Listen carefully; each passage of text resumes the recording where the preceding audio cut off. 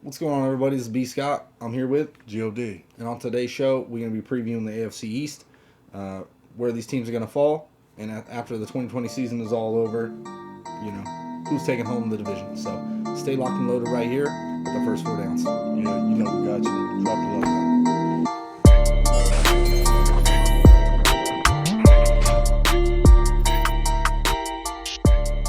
What's going on, everybody? And welcome back to the first four downs. And before we get into today's content, obviously, don't forget to subscribe, like the video, and definitely hit the thumb and the bell. We appreciate it, of course. And leave some comments below. Let us know how we're doing and any questions you might have about the information we're talking about. So on today's show, we talk about the AFC East, and we're going to be going over the schedule and where these teams are going to fall at the end of the day in the division. And so we can start with the worst team in the division last season, which is the Miami Dolphins. And for me, I'm looking at 4 to 5 wins, for the season upcoming. Now, they added a lot of great additions on the defensive side and veterans, and on the offensive side with rookies and young players. Jordan Howard, Tua, players like that. But the schedule does not bode well. What do you think? Yeah, I think they had a lot of draft picks in this draft that came out, and they had a lot of money to spend. I think they spent it pretty badly. You know what I mean? They did get, Byron Jones. You know what I'm saying? They gave him a huge contract.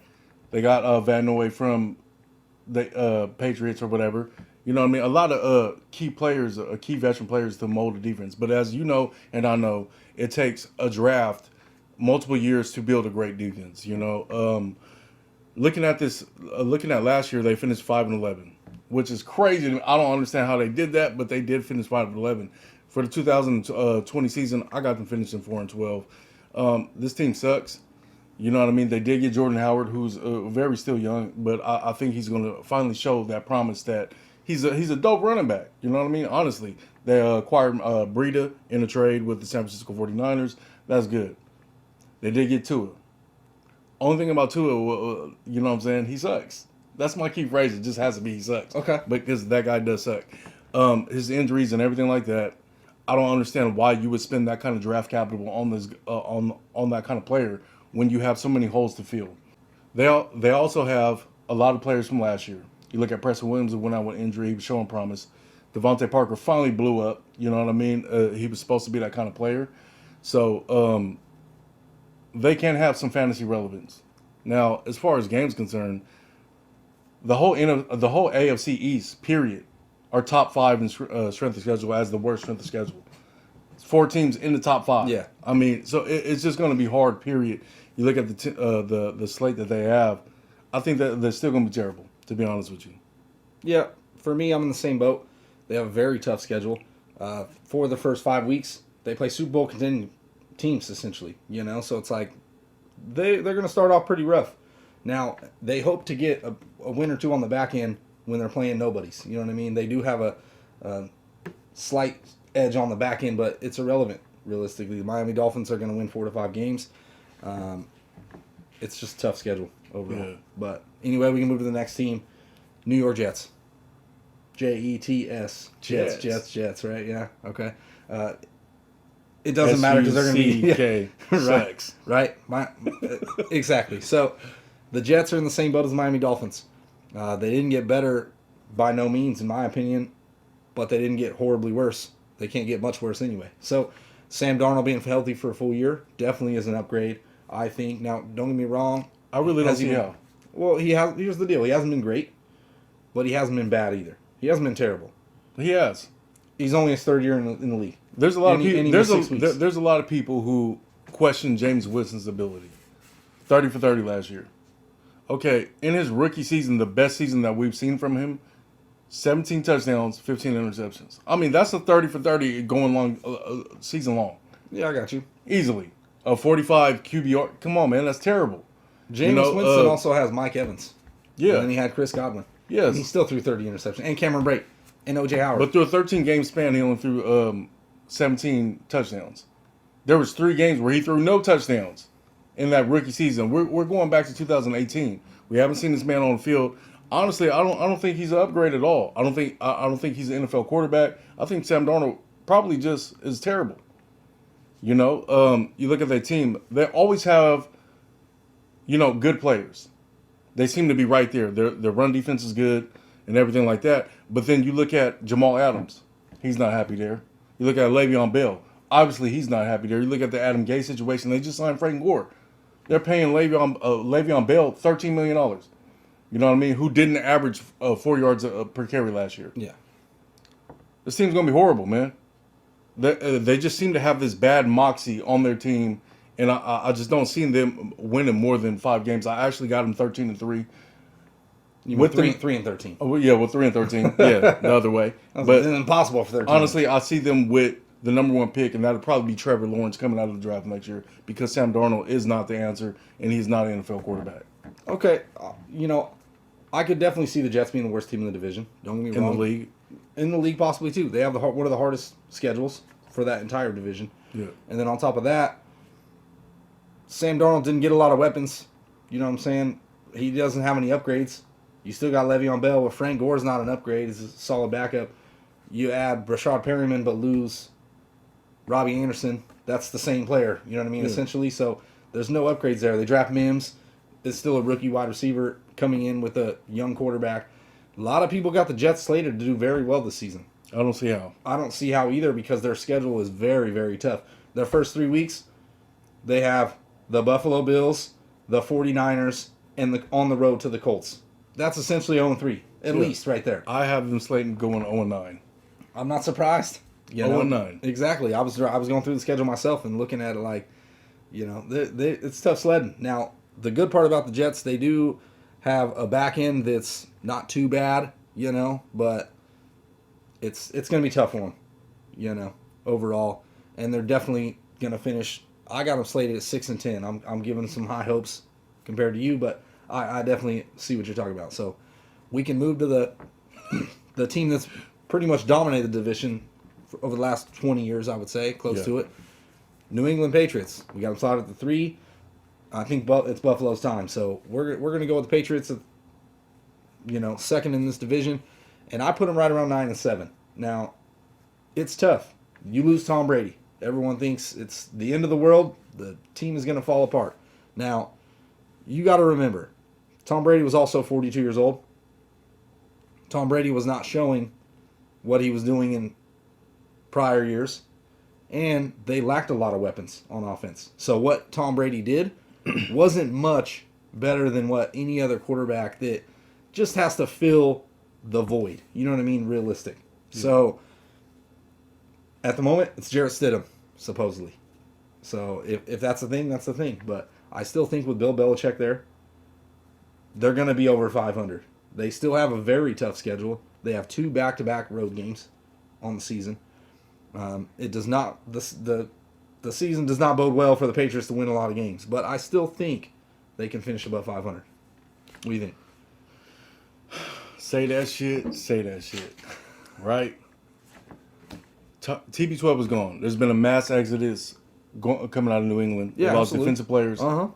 They lost Tom Brady, obviously. There's a lot of questions concerning the team. Stidham, is he really the guy? Can Sony Michel come back and beast? Can he be productive? Can he be a 1,000-yard running back? Yeah. We don't know. We really don't know. There's a lot to learn there. In the draft, also, you wonder what they did in the draft. They did not address any of this. No. Is Neil Harry really a guy? You know what I'm saying? He could be. He didn't look half bad. I don't think he's a half bad receiver. They said the Patriots got one of the hardest offenses to learn. Here's the deal. This is what I think. I think their defense is good enough. They have a turnover defense. They still got one of the best corners in the league, Stephon Gilmore. I think they're going to rely on that defense, and I think they're going to run the shit out of football, to be honest with you. And I think Stidham is okay enough to game manage what they have. Yeah. Now, is he going to fill Tom Brady's shoe? I don't think that's what they're looking for. No. You know what I mean? Yeah. They didn't sign a free agent. Cam Newton's still on the board. Because, honestly, in cap space, they realistically cannot do it.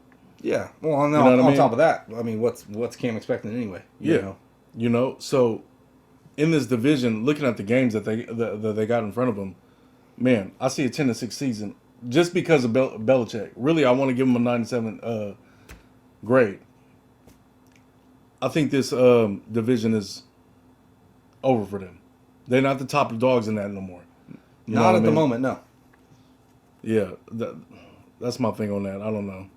Because who do you want on the New England Patriots for fantasy? Yeah, that's what I'm saying. You think about Tom Brady last year, as you were saying, the team, the weapons that he had outside of Antonio Brown in Week 1 against Miami, are not the same cut as the New England Patriots that we've known from the last couple of years. Yeah. You know what I mean? So you've seen his production dip down, but they also didn't have the weapons. You know what I mean? So what is that telling you? They didn't. That sit them with those same weapons is going to Be an upgrade? no, it's not. Of course. You know what I mean? That's- It's going to be a sad day for Patriots fans all year, every Sunday. I'm telling you, Buffalo's taking this division. Now, Yeah. speaking of the Buffalo Bills, they also, too, have a very tough schedule. Yes. And it's very hard for me to put them in my rankings to surpass the Patriots. But I can only because, I mean, they got immensely better. They got a lot of linebackers, defensive line to fill the void that they already do. Not only that, they got Josh Norman. You know what I mean? To solidify the secondary. If he can produce, that's the Yeah, problem. I think he was with horrible in Washington. Yeah, I think he didn't have no motivation to even play for Washington. I get He's it. on a 1 year there. I He has get to it. play for a contract. Of course. You know what I mean? So that's solved. Now, offensively, what separates them from being a top caliber team is they average 23 in the rankings points per game, 19.6 points per game. To be in that top conversation, you have to average at least 25 points. So they're looking at a 6-point steal where they have to, Yeah. you know what I'm saying, really just upgrade there. And they did that. You know what I mean? They got a speedster in Stephon Diggs who should open that whole offense up. I mean, this is it. Yeah. When you want to gain more points and ability and win more games, you put the ball in your quarterback's hands. Yep. So this is that conversation right now. Is Allen really, is White Chocolate really, you know, an elite quarterback? Now he has the weapons. Now let's see. Or we could just close that conversation completely. I got them winning 11 games this year. Yeah. You know what? Buffalo Bills, they definitely upgraded. Stephon Diggs, a huge upgrade. Devin Singletary, he showed last year how good he was. Yeah. Frank Gore was 1,000,000 years old anyway. They bring in Zach Moss. Exactly 1 million. That's what I'm saying. So Yeah. they bring in Zach. Might as well be. They bring in Zach Moss. You know, for some goal line work, probably a couple early down carries. It is what it is. But they definitely upgraded on the offense. They didn't lose a lot on defense. It wasn't like they got worse. You know what I mean? So the Buffalo Bills are easily the team to beat in the division. Josh Allen has shown each year progress. He's gotten better every year. Well, And you know, outside of the loss to the Texans in the playoffs, which was unheard of because that should have never happened. I feel like it was a fluke, but Buffalo Bills lost that game. That was their own fault. I think the Bills are on the way, plain and simple. I think they are on the way too, but just, you know, the strength of schedule in the division makes it hard for them to surpass New England. Yeah, absolutely. You know, and you look at last year, outside of Dallas, they beat the most teams under 500. They didn't really play anybody. You know what I mean? But they didn't get blown out in any games either. Well, so this is that step. They also I think lost this is the 2 year to the they do Patriots. that. They also lost 2 to the Patriots. Yeah. So I think they at least split with the Patriots this year. On top of that, and let's say they sweep the Dolphins and the Jets, which is definitely possible. Yeah. That's 5 wins right there. So they do have some tough games. Don't Really get me tough wrong. games, yeah. They got to play the Niners. You know, Gotta play the Titans. the Pittsburgh Steelers, Yeah. the Chiefs. You know, I think all those teams is very tough games. Pittsburgh Steelers, just don't sleep on them. A lot of people do. Even as bad as their quarterback play was last year, they finished 8-8. You know, so don't sleep on the Pittsburgh Steelers with Ben Roethlisberger coming back. Yeah. That's all I'm saying. So Buffalo Bills definitely tough sledding schedule. I got them at 10-6, and they should be winning the division. I got them 11-5. Just one more game above the Patriots. And yeah. Yeah. So that was our preview for the AFC East. What we think is going to happen, how the game's going to play out, and if you want to stay tuned, we're going to be going over every game, every team, and we're going to be talking about each player that's fantasy relevant. Yeah. So every team 32 for 32. We got the divisions dropping. Next will be AFC North. So, you know, but for right now, Buffalo Bill fans, get live. Next year, y'all taking that division. oh yeah, of course. Yeah. So first 4 downs. B. Scott. G.O.D. We out. Yeah.